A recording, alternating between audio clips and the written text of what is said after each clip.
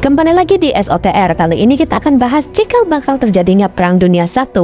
Tapi sebelum kita lebih lanjut, subscribe channel ini agar kita bisa bahas sejarah-sejarah yang pernah terjadi di dunia lainnya.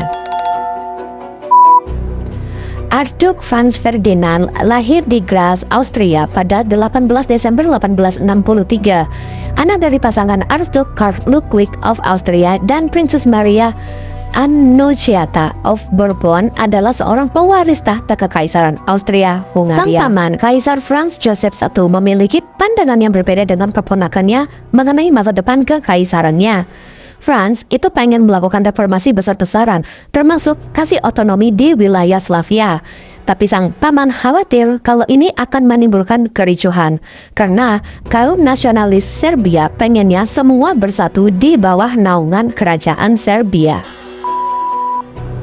Pada awal 20, Semenanjung Balkan ini sedang bergejolak di Eropa.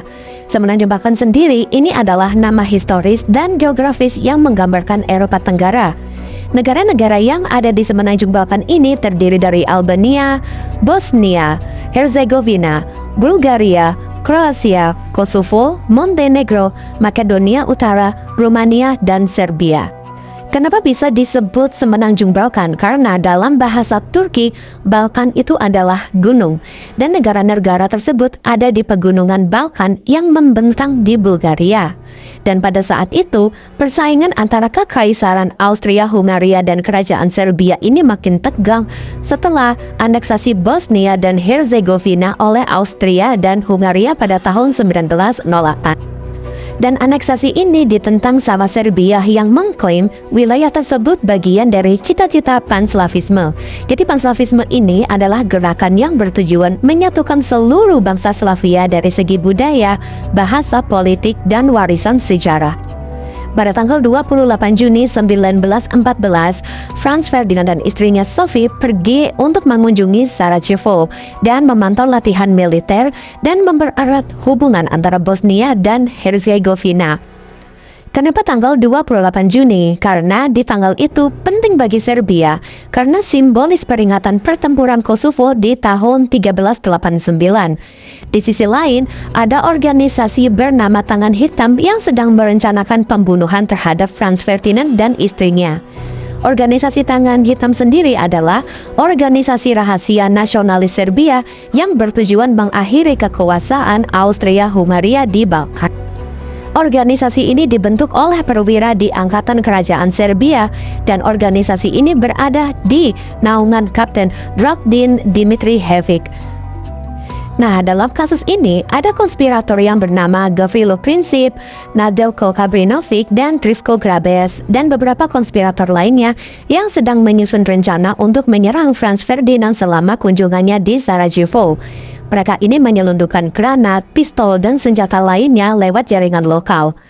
Dan pada pagi hari, Franz Ferdinand dan Sophie ini tiba dan mereka disambut di arah menuju balai kota. Nedeljko Kabrinovic melempar granat ke mobil Franz Ferdinand, tapi granatnya memantul dan meledak melukai beberapa penonton. Para penonton ini dilarikan ke rumah sakit dan pas acara selesai, Franz Ferdinand datang mengunjungi mereka. Tapi sebelum Franz Ferdinand tiba di rumah sakit, supir ini mengambil rute yang bukan semestinya. Franz Ferdinand ini dilewatkan di jalanan sempit dekat jembatan Latin. Gavrilo Princip nih yang dari tadi menguntit, melihat ada kesempatan, langsung melesatkan 2 peluru dari pistol Browning FN M1910 yang mengakibatkan luka di leher Franz Ferdinand dan meninggal seketika. Sophie juga terkena tembakan itu dan juga meninggal di tempat. Akibat dari serangan ini memicu konflik negara-negara yang terlibat. Austria-Hungaria dan Serbia mengalami krisis diplomatik dan juga Austria-Hungaria ini mengultimatum Serbia dengan tuntutan yang sangat keras.